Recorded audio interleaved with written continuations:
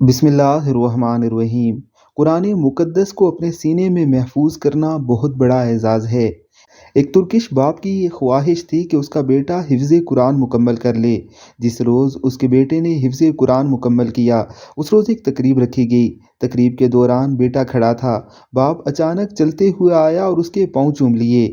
یہ منظر اس قدر دلسوز تھا کہ ہر آنکھ ہی اشکبار ہو گئی۔ خود بیٹا بھی باپ پر گر کر رونا شروع ہو گیا۔ حضرت سہل بن معاذ رضی اللہ تعالی عنہ اپنے والد سے روایت کرتے ہیں کہ رسول اللہ صلی اللہ علیہ وآلہ وسلم نے فرمایا، جس نے قرآن پاک پڑھا اور اس پر عمل بھی کیا، اس کے ماں باپ کو قیامت کے دن ایک ایسا تاج پہنایا جائے گا جس کی روشنی اس دنیا میں لوگوں کے گھروں میں چمکنے والے سورج کی روشنی سے بھی زیادہ حسین ہوگی۔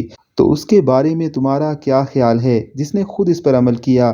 یعنی اس کے ماں باپ کو تو تاج پہنایا جائے گا اور اس کا اپنا مقام تو اللہ تعالیٰ ہی خوب جانتے ہیں۔ ایک دوسری حدیث مبارکہ کے مطابق قیامت والے دن قرآن کہے گا کہ اے میرے رب، صاحب قرآن کو عزت کا تاج پہنا۔ یوں تاج پہنا دیا جائے گا۔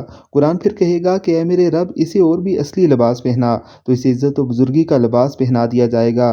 پھر قرآن کہے گا کہ اے میرے مولا، اب اس سے راضی بھی ہو جا، اس کی تمام خطائیں معاف کر دے، تو اللہ تعالیٰ اس سے راضی ہو جائے گا اور اسے کہا جائے گا کہ قرآن پڑھتا جا اور جنت کے زینے چڑھتا جا، اور ہر آیت کے بدلے میں اس کی نیکی بڑھتی جائے گی۔